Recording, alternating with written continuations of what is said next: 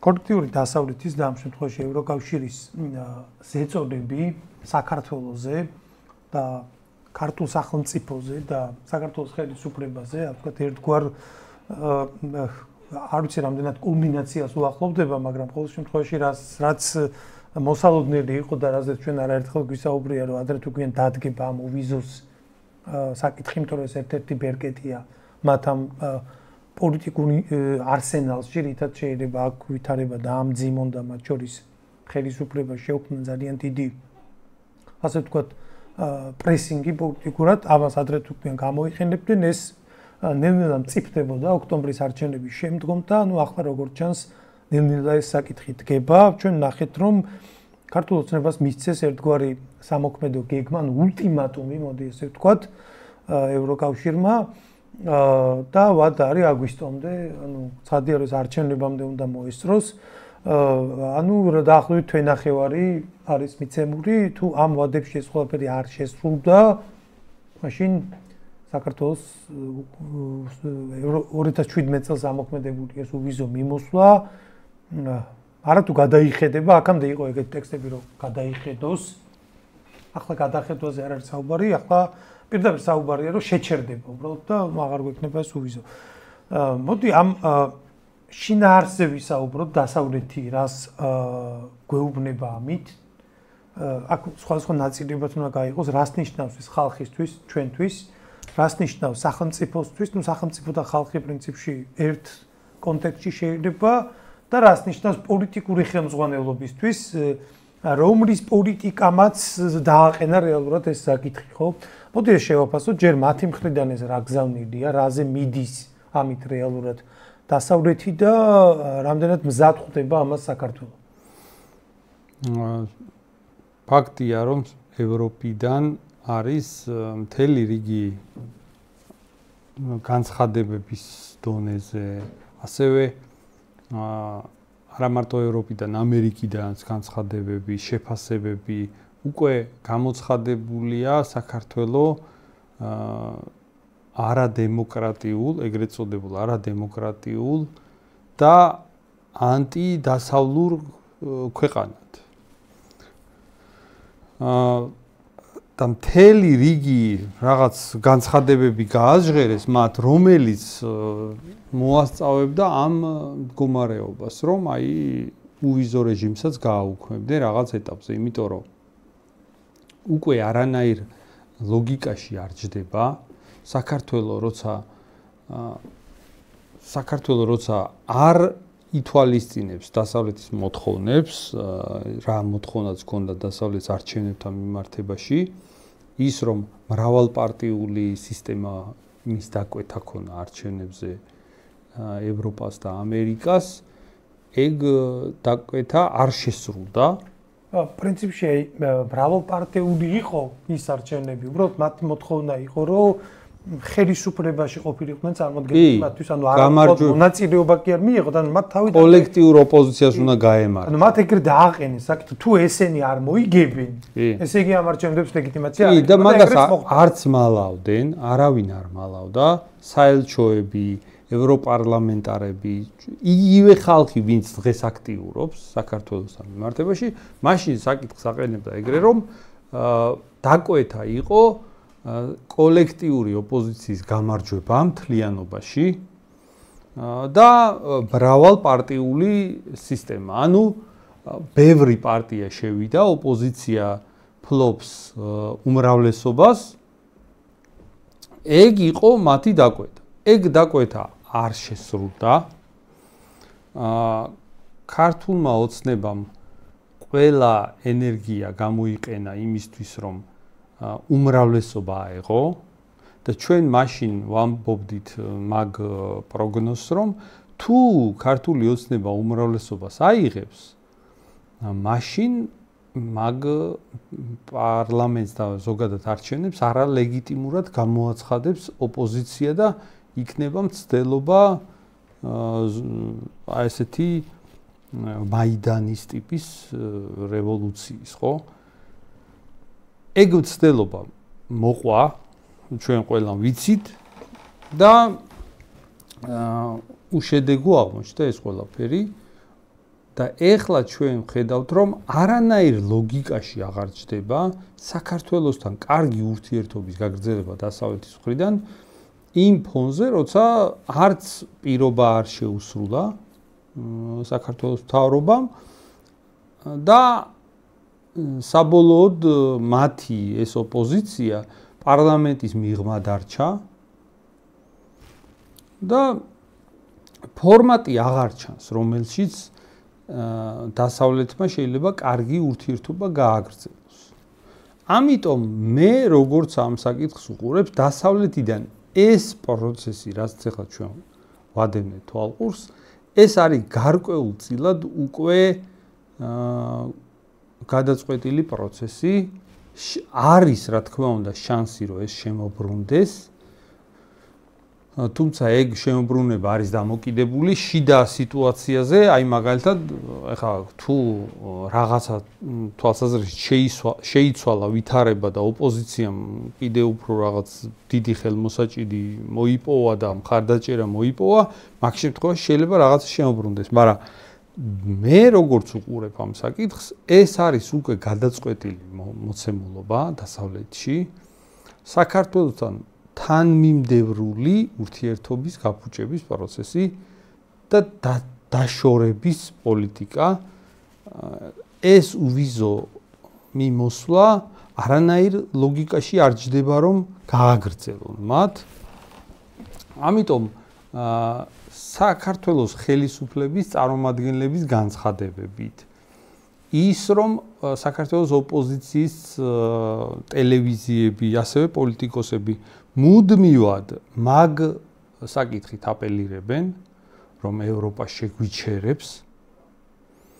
მაგას ეხმაურება ასევე ხელისუფლებაც და ჩვენ გვესმის უკვე ევროკავშირიდან ულტიმატუმის ენა, ის რომ რაღაცა პირობები გამოაგზავნა თუ არ შეასრულებენ და უკვე ჩანს ხელისუფლების განცხადებებში, რომ არ შეასრულებენ მაგ პირობებს.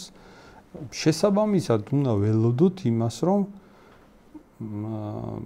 მალე აღარ იქნება არავითარი უვიზო მიმოსვლა ევროპაში. მე აი ძალიან მაინტერესებს ამ კონტექსტში არა მარტო პოლიტიკოსების აზრი, არამედ საზოგადოების, იმიტომ რომ ეხლა რა გზავნილიც გაკეთდა ამ უვიზოსთან დაკავშირებით და რა პროცესსაც ამზადებენ ისინი, ამის ამიზნე არის უფრო საზოგადოება, ხო? იმიტომ რომ საზოგადოების უკურეაქციით უნდა მოხდეს ხელისუფლების დასჯა, მთელი მექანიზმი ეგ არის, ხო? და ვაკვირდები სოციალური ქსელები კარგად აჩვენებს ხოლმე, მეტნაკლებად საზოგადოების განწყობას და არის რაღაც სეგმენტი, რომელიც აი ესე აყენებს საკითხს. ნაწილს მიაჩნია, რომ ამით ევროპიდან მომდინარე პოლიტიკური წნეხი გვემშვიდობება, ეს უფრო აი ოცნების პროოცნების ტურ სეგმენტშია ალბათ ეგ უფრო, რომ აი წნეხი გვემშვიდობება, აი როგორც აი როგორ გითხრა, აი რაღაცა წელიწადის დრო აი ზამთარი რომ თავდება და ბოლოში რო იცის ხოლმე მარტის თვეში რაღაცა კუდის მოქნევა, დაახლოებით აი მასე განიხილავენ, ნუ ეს არის ხა ბოლო, რასაც დასავლეთი აკეთებს და ამით თავდება. ესე აყენებს ნაწილი საკითხს და ნაწილი პირიქით ევროპა კი არ ემშვიდობება საქართველოს, ეს უფრო ლიბერალური ფლანგის მოსაზრება, არამედ ახლა იწყებს თუ კი რამეს იწყებს. სინამდვილეში რომელი უფრო რეალურია. ანუ ევროპა ახლა თავის ამ პოლიტიკური მჭიდიდან ბოლო ვაზნის გასროლისთვის ემზადება, ანუ ბოლოც და აქ რომელსაც მოხდება მიზანს ან მართლა მორჩა, თუ პირიქით ამით რაღაცა ახალი მჭიდი გაუკეთა ეხა თავის იერარქში, რომელსაც დაახრის ამ ხელისუფლებას. ჩემი აზრით ყოველთვის უნდა განვიხილოთ ზოგადი აი გეოპოლიტიკური მოცემულობა, ხო? ამერიკამ რუსეთთან მოლაპარაკება არც თუ ისე წარმატებით დაამთავრა, ჯერ არ დაამთავრებულა, იქაც მიმდინარეობს, მაგრამ გამოიკვეთა ამერიკა-რუსეთის მოლაპარაკებში რაღაცა ხარვეზებია და პრობლემებია, ხო? რაც გამოვლინდა იმაში, რომ ამერიკის პრეზიდენტი ეხლა უკრაინის თვის იარაღის მიყიდვაზე ლაპარაკობს. იარაღის გაყიდვას აპირებს ევროპაზე, რომელიც მერე გადასცემს თავის იარაღს უკრაინას. ხო? ეს პროცესი აუცილებლად უნდა გავითვალისწინოთ, რომ საქართველოსეც გავრცელდება ეგ მოცემულობა, იმიტომ რომ აქ უკრაინის მოვლენებია. უკრაინის მოვლენებია, კი, საქართველოში დასავლეთთან ურთიერთობა წყდება იქიდან გამომდინარე, ზოგადად დასავლეთი რა პოლიტიკას ატარებს რუსეთთან მიმართებაში, მანდიდან გამომდინარე წყდება საქართველოში რა პოლიტიკას გაატარებს. ამიტომ როცა ჩვენ ვხედავთ, რომ უკრაინაში დაძაბულობის კერა გრძელდება და არ ჩანს, რომ ეხლა რაღაცა დამთავრებისკენ წავიდეს ომი. ყოველ შემთხვევაში ამერიკის პრეზიდენტი, რომელიც დამთავრებას იცახდა, ეხლა უკვე მაგ ლაპარაკს შეეშვა. ეს 50 დღიანი ვადა კიდე ბევრ რამეს აჩვენებს. კი ბატონო, ეგ არ არის ჯერ გადაწყვეტილი. ნახე ირაკლი ხო არის აგვისტომდე მიცეს ამათ ვადა. და დაახლოებით პლუს მინუს ეს 50 დღეც აგვისტოს ბოლოს ბევრი რაღაცა ემთხვევა. კი, ამიტომ ეს ყველაფერი უნდა ამას იმიტომ ვამატებ, რომ კავშირშია ძალიან ეს ყველაფერი ერთმანეთთან. უბრალოდ ეხლა ჩვენ საქართველოზე რომ გადმოვიტანოთ ეს ყველაფერი, გამოიყურება ასე რომ საქართველოში მოსახლეობის ყველაზე დიდი გაღიზიანება და პროტესტი შეიძლება გამოიწვიოს სწორედ მაგ საკითხმა, ის რომ უვიზო მიმოსვლა გაუქმდება, იმიტომ რომ ეკონომიკური თვალსაზრისით საქართველო არის დამოკიდებული ევროპაზე ძალიან დიდწილად. ბევრი ადამიანი მიდის სამუშაოდ, ბევრი ადამიანი მიდის არალეგალურად, მათ შორის სამუშაოდ და ასევე